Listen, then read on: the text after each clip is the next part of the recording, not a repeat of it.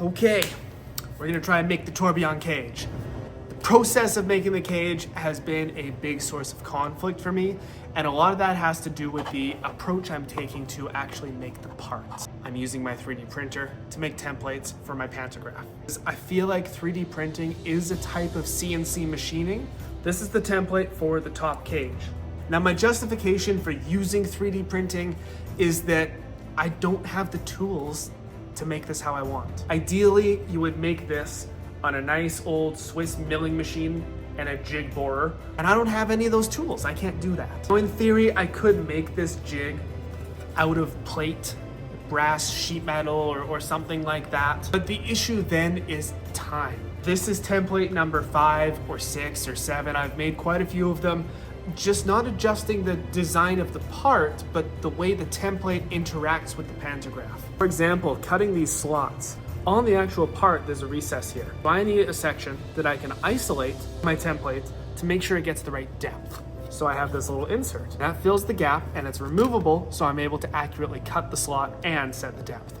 Now, there's been a handful of other minor quality of life changes to the template, but if I had done this out of sheet metal to make a template for the pantograph, it would have taken months. I'm doing this on the weekends, I'm doing this in the evenings. This is not my main job, so that's my justification for using 3D printing in this scenario, and I don't have the time to make metal templates for all my parts. The cage is going to be made out of zirconium, which is kind of an in-between of titanium and aluminum in terms of machinability, or so I was told. What I was not told is how difficult this is to work with. It melts carbide and it catches on fire very easily. So I'm going to play it nice and safe and hope everything goes fine. This is fine. This is fine. How long will it burn for?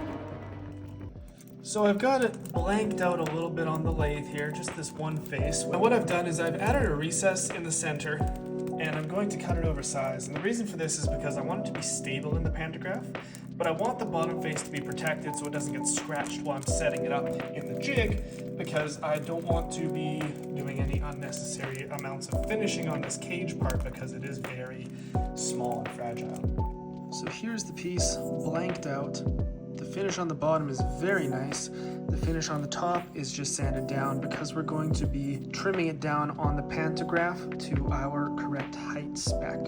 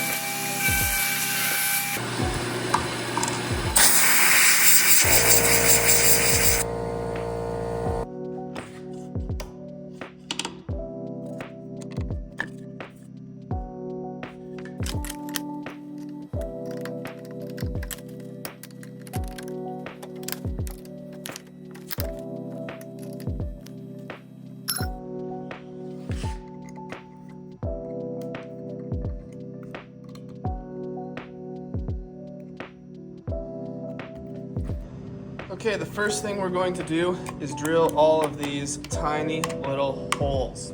We gotta drill them first because once everything is blanked out, this becomes quite springy and the holes will not drill well. So this is our first hole and also our largest hole.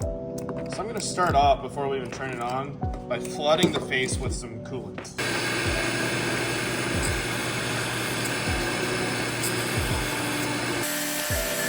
Next we have our 0.4 millimeter holes.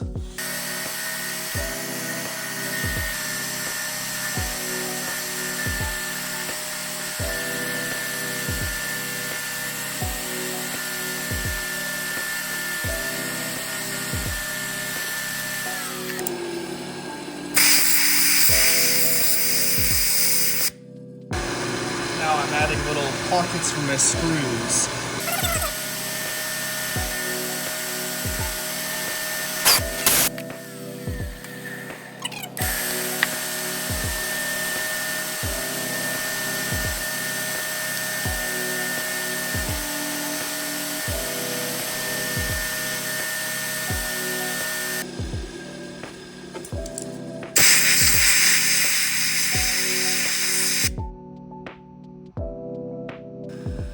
Okay, now we can start cutting the actual photograph templates.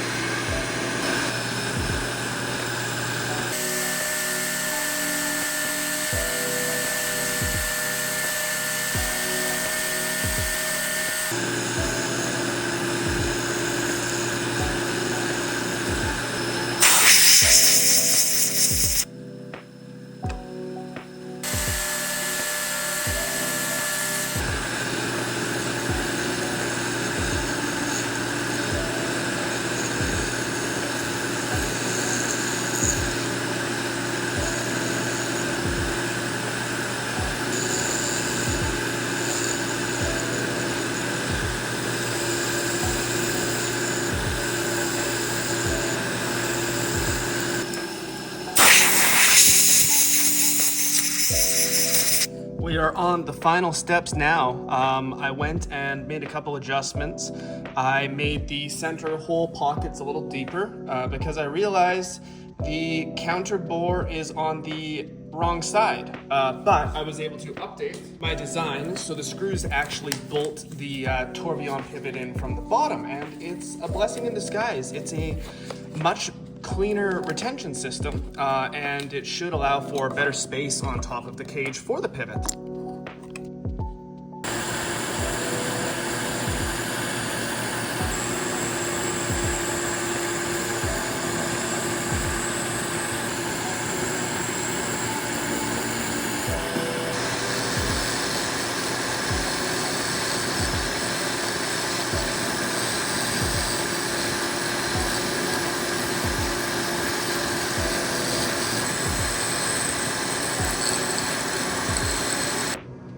Here it is on the bottom, and it looks like we're doing pretty well. Definitely some cleanup on those slots. That hole looks pretty good. That hole is a little off center. That hole's a little off center. But those holes in the middle actually look pretty good. And then on this side, yeah, those holes all look quite nice, and our counter bore is pretty good.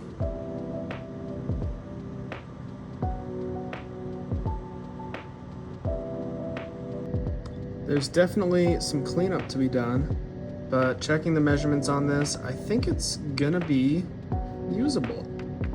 Some little adjustments, but I think we're looking okay. I've spent the last little while doing the brushing, polishing, sandblasting, all that goodness, and we are ready to anodize it. All right, we're starting to change colors. It goes through a spectrum very similar to titanium. So we have here a very nice blue.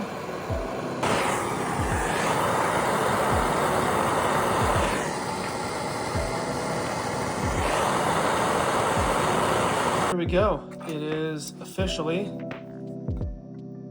anodized. It's got this nice jet black color to it. The bottom being sandblasted has this interesting finish. Now we're going to give it some anglage, bevel the edges a little.